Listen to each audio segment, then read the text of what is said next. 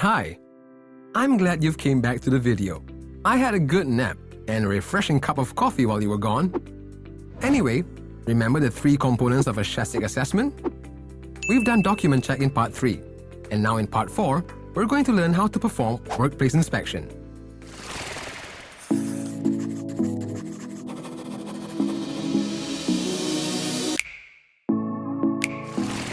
We perform workplace inspection to assess the OSH implementation at the site. Workplace inspection needs to be performed on the top 3 high-risk activities at the site. Remember this table from part 1? We identify the 3 high-risk activities by referring to this table, which shows priority or hierarchy of risk. Working at height, mechanical lifting, works involving temporary structure and false works, such as concreting works, fixing of building facade and so on. Earthworks excavation exceeding 2 meters in depth. Construction works nearby or adjacent to traffic movements. Working in a confined space. Demolition works above 10 meters in height. And any other high-risk activities as identified by the SHASSIC assessor. Therefore, the assessor should first determine if there's any work carried out at height. If so, this should be identified as the first high-risk activity. Next, the assessor checks if there's any mechanical lifting at the site. If not, the assessor checks for the next high-risk activity, which is works involving temporary structures and false works.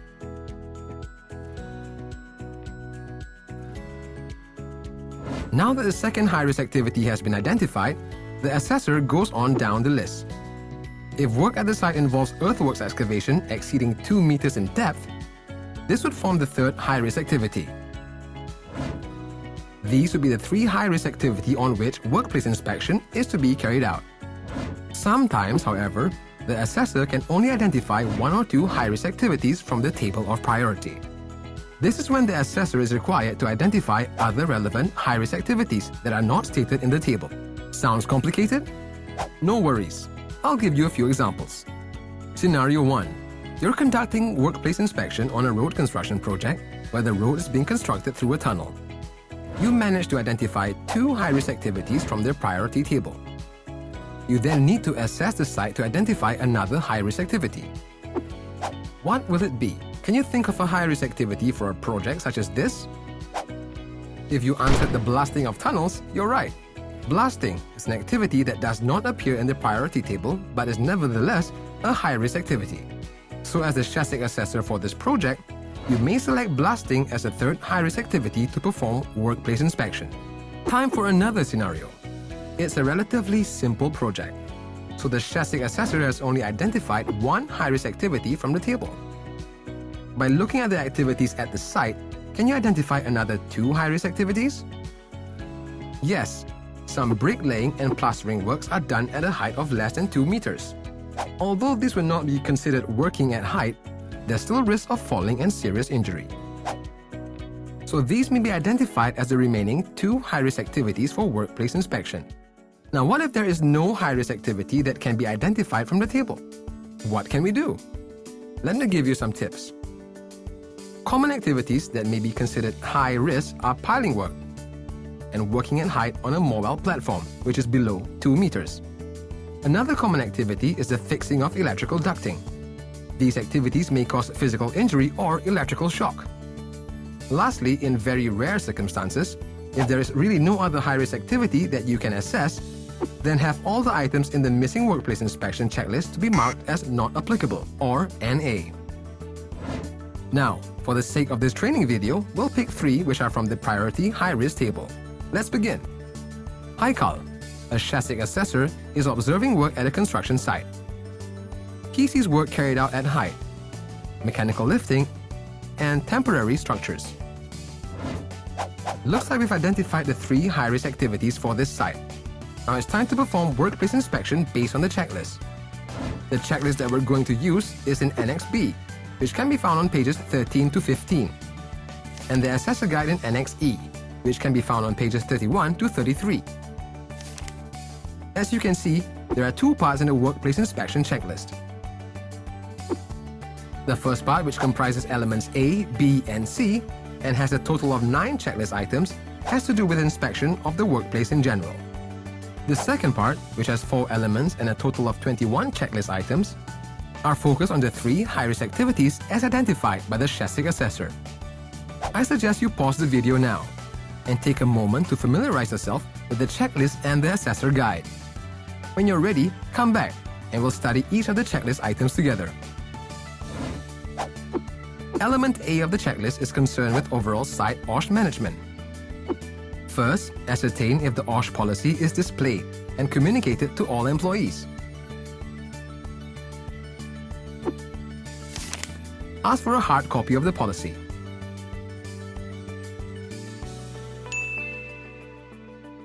Then, check to ensure that the project site JKKP registration number is displayed on site. Obtain a hard copy of Form JKJ 103 as physical evidence.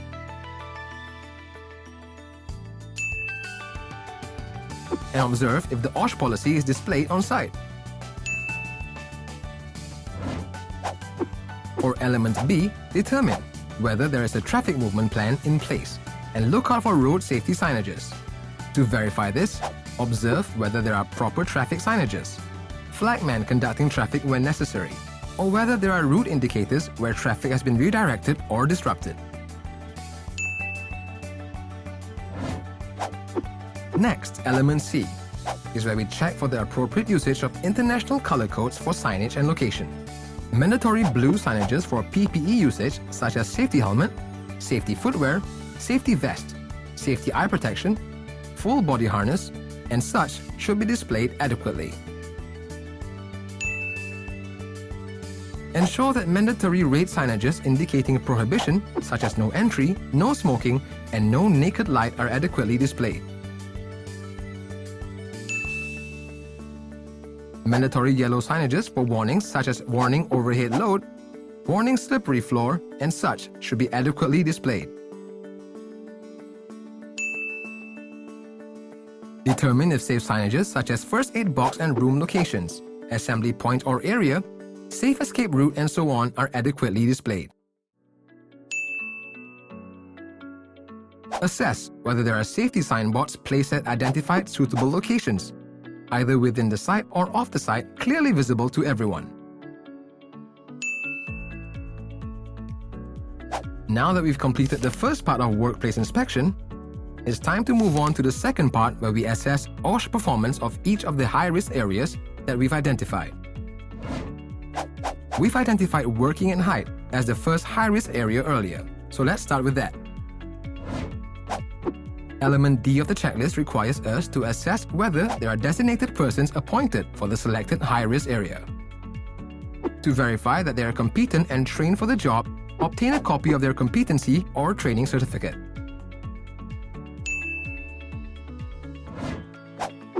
Element E will be applicable if equipment or machinery is involved in the selected high-risk area. First, obtain the approved PEPC design for the respective equipment and machinery.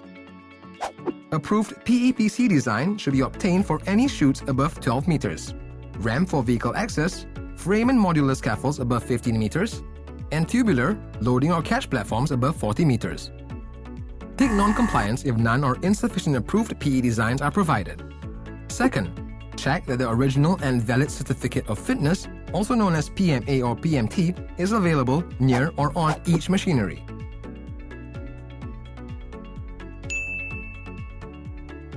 Third, the machinery operator must be competent and trained. Verify this by requesting for their original and valid license to operate the machinery. Fourth, when power-operated tools are designed to accommodate guards, they should be equipped with such guards when in use. Tick not applicable if there is no such equipment used in the selected high-risk area. Fifth, determine if a trained rigger is assigned. Verify if the rigger has attended any training before being assigned to carry out the task. If no formal training has been given, the experience of the rigger may be taken into account. Hello? Are you still there? Well, I hope you are. We've done half of the workplace inspection task for the first high-risk activity. There are more to be done, so perk up and let's get moving. We assess OSH performance relating to the handling and storage of materials in element F. First, The handling of hazardous and non-hazardous materials should be conducted according to the approved procedures. Second, ascertain if there is a proper material storage arrangement by observing that all material in bags, containers, timber or bundles and other material stored in tiers shall be stacked, blocked, interlocked and limited in height so that it will be stable and otherwise safe against sliding and collapse. When hazardous materials or substances are present, check for the availability of a safety data sheet. Observe and ensure that the waste materials are disposed of in accordance to the approved and documented action plan. In Element G, we assess OSH performance relating to the working environment of the selected high-risk area. First, check that safety notice signages written in the national language are placed visibly on site. Next, check that the relevant permit to work applicable to the selected high-risk area is available. Ensure that access and egress are safe and clearly marked. They should be free from obstruction and where needed, stairways, ramps or runways should be provided. Check that adequate natural ventilation is available on site and mechanical ventilation is provided when natural ventilation is inadequate. Observe and ascertain if adequate fall protection against falling from height has been installed. Protection may include guardrails, handrails, toe boards, safety net and more. Observe and determine if the workplace is sufficiently illuminated, either with natural lighting or powered lighting. Check that the vehicular traffic control is in order by ensuring it is conducted in accordance to the approved plan. Pay attention to the warning signals, use of channelizing device and role of the flagman in particular. Tick not applicable if there is no movement or vehicular traffic at workplace of the selected high-risk area. Where temporary structures are involved, verify their compliance by checking against the PEPC design. Observe if the workers are wearing PPE appropriate to their job.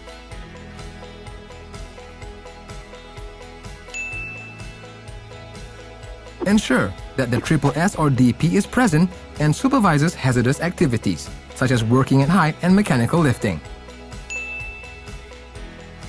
Lastly, look out for openings inside buildings and ensure that they are properly guarded and secured from falling objects and workers.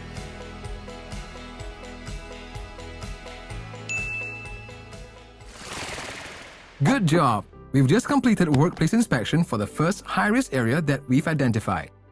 Repeat the steps to complete the checklist for the second and third high-risk areas. After that, count the total ticks in each column. Double-check that the total ticks add up to 72. Here's the formula to calculate the total SHASSIC score for workplace inspection. The formula comes from page 7 of the CIS. All you have to do is to plug in the total number of compliances obtained from the completed checklist just now. Then plug in the total number of non-applicable checklist items. Note that 60% here is the weightage assigned to workplace inspection, and 72 here denotes the total number of items in workplace inspection. Perform the calculations to obtain the total SHASSIC score for workplace inspection. Remember this table from part 1? The maximum score for workplace inspection is 60%. And the score we obtained just now was 55.5%. Not too bad. But do note that this is not the final SHASSIC score yet, because we need to add this score with scores obtained from document check and personnel interview to arrive at the overall SHASSIC score, which eventually determines the star ranking. Now that we know how workplace inspection is carried out, give yourself a pat in the back, because you've just completed another major milestone. Reward yourself with a short break, and I'll see you in the next video, in which we'll talk about personnel interview. See you soon!